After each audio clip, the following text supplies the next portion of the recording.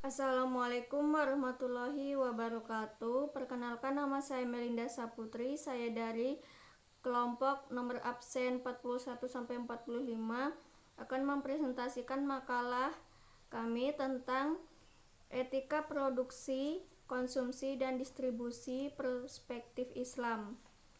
Di sini saya akan membacakan materi yaitu tentang etika produksi dalam perspektif Islam.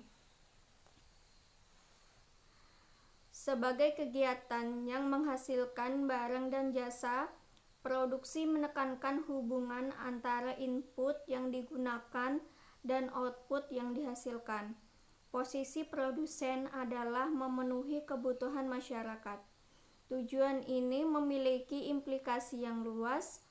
Selain itu, untuk memenuhi skala kebutuhan berdasarkan permintaan konsumen dan meningkatkannya kesejahteraan produsen, kegiatan produksi yang memiliki fungsi sosial yaitu mendistribusikan kesejahteraan masyarakat sebagai tanggung jawab sosial produsen. Dengan kata lain, peningkatan kesejahteraan produsen dibarengi dengan kewajiban mendistribusikan kekayaannya dalam bentuk zakat, sedekah, infak, atau dana CSR atau Corporate Social Responsibility.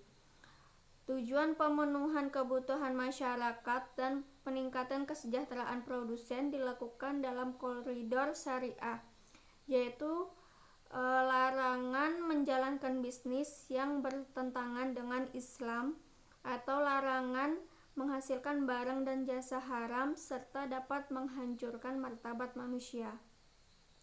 Pemenuhan kebutuhan manusia dilakukan secara rasional dan dengan asumsi menawarkan variasi produk secara inovatif, memperoleh keuntungan dari aktivitas produksi, melakukan produksi secara efisien, memenuhi kebutuhan konsumen, dan skala prioritasnya.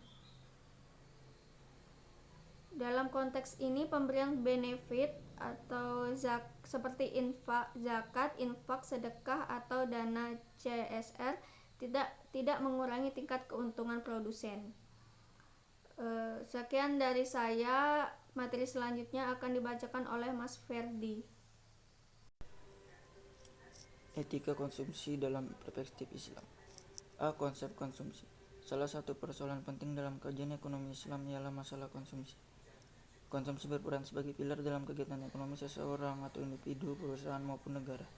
Konsumsi secara umum diformulasikan dengan pemakaian dan penggunaan barang-barang dan jasa seperti pakaian, makanan, minuman, rumah, peralatan rumah tangga, kendaraan, alat hiburan, media cetak dan elektronik, jasa telepon, jasa konsultasi hukum, belajar atau kursus, dan lain sebagainya. Berangkat dari pengertian ini, maka dapat dipahami bahwa konsumsi sebenarnya identik dengan makan dan minum dalam istilah teknis sehari-hari. Akan tetapi juga meliputi pemanfaatan atau pendayagunaan segala sesuatu yang dibutuhkan manusia, namun karena yang paling penting dan umum dikenal masyarakat luas tentang aktivitas konsumsi adalah makan dan minum, maka tidaklah mengherankan jika konsumsi sering diidentikan dengan makan dan minum. Aplikasi teori konsumsi Islam di mana seseorang mempunyai batas anggaran minimal dalam membelanjakan hartanya. Segala keinginan pasti ada constraint dan membatasinya. Tentu batasan ini akan sangat dipengaruhi oleh kemampuan dan usaha yang dikeluarkan untuk mendapatkan constraint yang tinggi. Semangat hidup sederhana akan sangat membantu seorang konsumen Muslim untuk mencukupkan diri kepada hal-hal yang tidak berlebihan. Dengan gaya hidup seperti itu, maka seseorang akan merasa puas dengan apa yang ada, bahkan dapat menyisihkan sisa anggaran untuk ditabung atau reserve, sehingga pola hidup yang konsumsi dapat diganti dengan pola investasi yang dapat meningkatkan kesejahteraan dalam hal materi. Baik, saya akan melanjutkan materi selanjutnya, yaitu tentang etika distribusi dalam perspektif Islam. Yang pertama itu ada konsep distribusi. Distribusi merupakan salah satu komponen dalam aktivitas perekonomian, di mana secara umum kegiatannya adalah menyalurkan produk dari produsen ke konsumen. Dalam konteks kesejahteraan atau kemakmuran distribusi, pendapatan menjadi pilar dalam mewujudkannya. Pembahasan mengenai distribusi pendapatan tidak lepas dari pembahasan mengenai konsep moral ekonomi yang dianut serta bagaimana model instrumen yang diterapkan dalam menentukan sumber maupun cara pendistribusian pendapatannya. Konsep moral yang berkaitan dengan materi, kepemilikan, dan kekayaan harus dipahami dengan tujuan menjaga persamaan ataupun menghindari kesengajaan antara si kaya dan si miskin. Berkenan dengan produksi barang dan penjualan di pasar, ini harus memperhatikan kode etis dari awal sampai akhir. Nilai barang untuk masyarakat dan dampak sosial mereka terus diteliti dan dievaluasi. Tujuan utamanya dari produksi adalah untuk memastikan pasokan barang untuk memenuhi kebutuhan individu dan manfaat sebagai masyarakat secara keseluruhan. Di banyak negara di dunia, praktek penetapan harga dirancang untuk mengeksploitasi psikologi manusia dan harga eceran yang sengaja mengatur tinggi sehingga diskon dapat ditawarkan. Jadi pembeli disesatkan dengan berpikir bahwa mereka telah mendapatkan tawaran yang murah. Hukum Islam melarang praktek ini dan melarang perubahan harga yang tidak mencerminkan perubahan dalam kualitas produk dan atau kuantitas, serta sengaja menipu pembeli untuk keuntungan pribadi. Mungkin sekian materi yang saya sampaikan, selebihnya akan dilanjutkan oleh teman saya. Baik, di sini saya akan membacakan kesimpulan dari materi kami, yaitu bahwa dapat disimpulkan mekanisme produksi Islam adalah semua kegiatan baik produksi, konsumsi, dan distribusi harus sesuai dengan prinsip-prinsip dasar, yaitu prinsip tauhid, prinsip keadilan, prinsip pertanggungjawaban.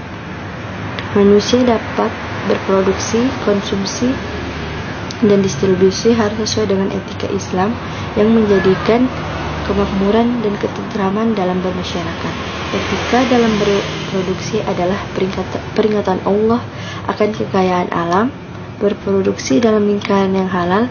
Etika mengelola sumber daya alam harus dilandasi dengan ilmu dan syariat Islam sebagai khalifah di muka bumi ini.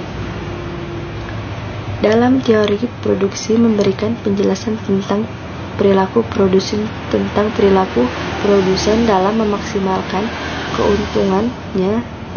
keuntungannya maupun mengoptimalkan efisiensi produksinya, di mana Islam mengaku pemilikan pribadi dalam batas-batas tertentu, termasuk pemilikan alat produksi.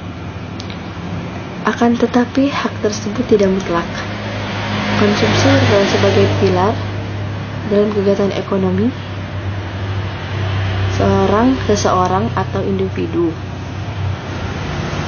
perusahaan maupun negara. Konsumsi secara umum diformulasikan dengan pemakaian dan penggunaan barang-barang dan jasa seperti pakaian, minuman, rumah, peralatan rumah tangga, kendaraan, alat hiburan, media cetak dan elektronik, jasa telepon, jasa konsultasi, hukum, belajar, kursus, dan lain sebagainya. Dalam konteks produksi, tentu saja produsen muslim sama sekali sebaiknya tidak tergoda oleh kebiasaan dan perilaku ekonom-ekonom yang bersifat menjalankan dosa, memakan harta terlarang, menyebarkan permusuhan, berlawanan dengan sunnatullah, dan menimbulkan kerusakan di muka bumi. Walau bagaimanapun, secanggih alat untuk menghitung nikmat Allah pasti tidak akan menghitungnya.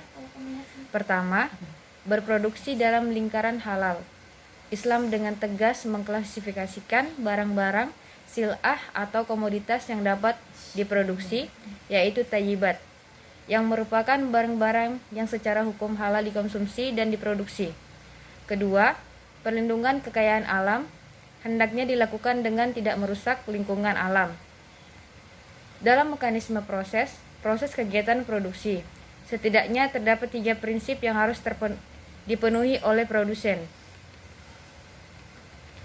agar sesuai dan selaras dengan sudut pandang etika bisnis dalam Islam. 6 etika bisnis tersebut adalah: Pertama, tidak memproduksi barang dan jasa bertentangan dengan maqasid al-syariah. Kedua, distribusi keuntungan yang adil antara pemilik dan pengelola, serta antara manajemen dan buruh. Ketiga, mengelola sumber daya alam secara optimal, namun tidak boros, tidak berlebihan, dan tidak merusak lingkungan.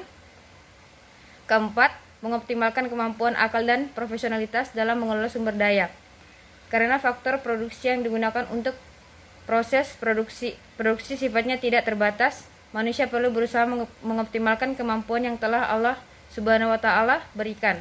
Yang kelima, teknik produksi diserahkan kepada keinginan dan kemampuan manusia. Keenam, melakukan inovasi dan eksperimen, namun harus sesuai dengan prinsip agama Islam, yaitu menghindari mudarat dan memaksimalkan manfaat. Sekian presentasi dari kelompok kami, kurang lebihnya mohon maaf. Wassalamualaikum warahmatullahi wabarakatuh.